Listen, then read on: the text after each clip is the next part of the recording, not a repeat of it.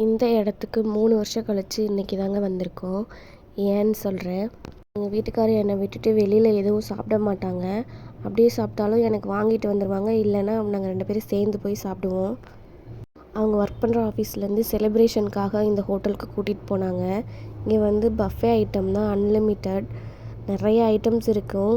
Soups, starters, main course, sweets, சாலட்ஸுன்னு. ப்ரைஸை கேட்டுட்டு நான் வேண்டான்னு சொல்லிட்டேன். ஒரு டைமுக்கு ஒரு பர்சனுக்கு 850 சார்ஜ் பண்ணாங்க. என்ன தான் அன்லிமிட்டடாக இருந்தாலும் நம்ம அவ்வளோ சாப்பிட போகிறதில்ல.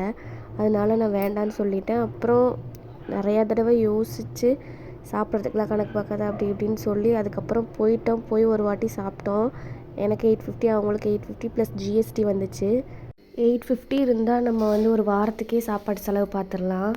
அதை யோசிச்சுட்டு தான் நான் வரலன்னு சொல்லுவேன். எங்கள் வீட்டுக்காரர் வந்து இப்படிலாம் பார்த்தா நம்ம எல்லாம் என்றைக்கு தான் இந்த மாதிரி இடத்துக்கு போகிறது அப்படின்னு சொல்லி தான் கூட்டிகிட்டு போனாங்க. அதுக்கப்புறம் 3 வருஷம் கழிச்சு இப்போ தான் போனோம். ஏன்னா நான் ப்ரெக்னெண்ட்டாக இருக்கிறதுனால நிறையா க்ரேவிங்ஸ் வருது. நைட்டி எடுக்க போயிருந்தோன்னு சொன்னேன் பார்த்தீங்களா போன வீடியோவில். ஸோ எடுத்துகிட்டு நாங்கள் அப்படியே வெளில போயிருந்தோம் டின்னருக்காக தான். இப்போ வந்து ரேட் வந்து கம்மி பண்ணிட்டாங்க. ஒரு ஆளுக்கு 450 தான், ப்ளஸ் ஜிஎஸ்டி வரும். அண்ட் அன்லிமிட்டட் தான். என்ன கொஞ்சம் ஐட்டம்ஸ்லாம் வந்து கம்மி பண்ணிட்டாங்க. ஆனால் எல்லாமே நல்லா இருந்தது. எனக்கு வந்து நான் ஃபிஷ் தான் நிறையா சாப்பிட்டேன். நான் ஐஸ்கிரீம் சாப்பிட்டேன். ஆல்ரெடி கோல்டு தான், என் வாய்ஸை பார்த்தாலே உங்களுக்கு தெரிஞ்சிருக்கும். இருந்தாலும் எனக்கு ஐஸ்கிரீம் இந்த வெயிலுக்கு சாப்பிட ரொம்ப பிடிச்சிருந்துச்சி. இதில் வந்து ஃபிஷ் சில்லி, சிக்கன் கபாப்பு, அப்புறம் சிக்கன் லாலிபாப்பு, வெஜ்ஜில் ஒரு 4 ஸ்டார்டர்ஸ் கொடுத்தாங்க. அண்ட் ப்ரான் வந்து இல்லை, போன வாட்டி ப்ரான் இதை கட் பண்ணிட்டாங்க. சாட் ஐட்டம்ஸ் நிறையா, பானிபூரி அந்த மாதிரி, பேல்பூரி அந்த மாதிரிலாம் நிறையா இருந்தது. ஐஸ்கிரீம் 2 ஃப்ளேவர் வச்சுருந்தாங்க.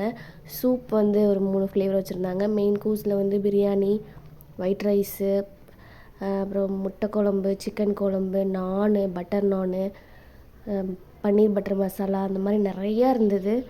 ஸோ நம்ம வந்து எல்லாத்துலேயும் கொஞ்சம் கொஞ்சம் ஒரு ஸ்பூன் டேஸ்ட் பண்ணிவிட்டு ஃபைனலாக வந்து இந்த சோம்பு மிட்டாயா, சீரக மிட்டாயா இதை வாங்கி சாப்பிட்டுட்டு வெளில வந்துட்டோம்.